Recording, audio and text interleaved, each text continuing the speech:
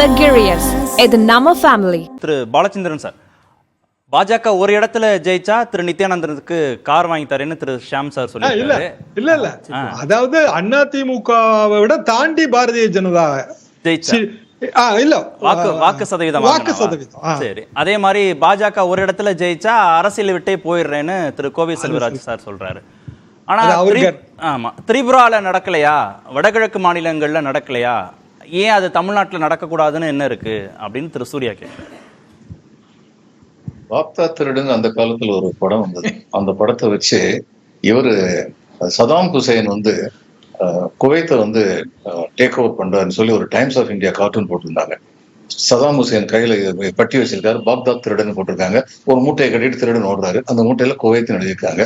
அது மாதிரிதான் வடகிழக்கு மாநிலங்களை இவங்க பிடிச்சார். இது எல்லாருக்கும் தெரியும். அதனால அதை பத்தி பேசுறதுங்கிறது ஜனநாயகத்தை எவ்வளவு கேவலப்படுத்தணுமோ அவ்வளவு கேவலப்படுத்தி வடகிழக்கு மாநிலங்கள்ல ஆட்சியை கவிழ்த்தார்கள், ஆட்சியை பிடிச்சாங்க.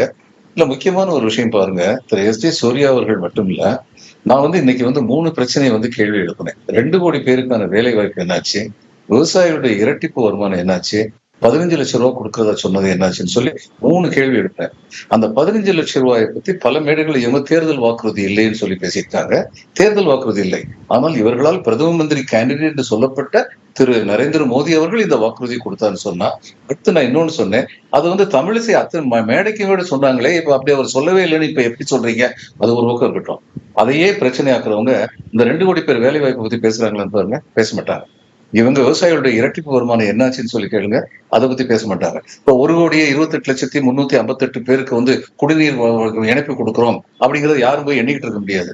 ஆனா 2 கோடி பேருக்கு வேலை வாய்ப்பு இருந்துங்கிற ஸ்டாட்டிஸ்டிக்ஸே எல்லாருக்கும் தெரிஞ்சுக்க முடியும். ஆனா அதை பத்தி பேச மாட்டாங்க.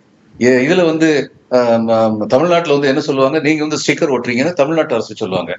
மறுநாளே ஸ்டாலின் பதில் சொல்லுவாரு, நீங்க தான் ஸ்டிக்கர் ஒட்டுறீங்க அப்படின்னு மறுநாளே சொல்லுவாரு. எந்த ஸ்கீம், சென்ட்ரல் கவர்மெண்ட் ஸ்கீமை நாங்க நிப்பாட்டணும்னு சொல்லுங்க அப்படின்னு கேட்பாரு. அதுக்கு பதில் இருக்காது. அதாவது இதுல நான் என்ன கேட்கிறேன், அரசியல் நேர்மைன்னு ஒன்று இருக்கு, அதை நிச்சயமா பின்பற்றும். கேள்வி கேட்கும் உரிமை பாஜகவுக்கு உண்டு. ஆனால் அந்த கேள்விக்கு எதிர்வினை வந்தால் அதற்கு பதில் சொல்லும் கடமையும் பாரதிய ஜனதா கட்சிக்கு உண்டு. அதை இவங்க செய்யறதே கிடையாது. அதனால இவங்களுடைய எந்த வாக்குறுதியை நம்புவாங்க? அன்பு Luxurious. இது நம்ம ஃபேமிலி.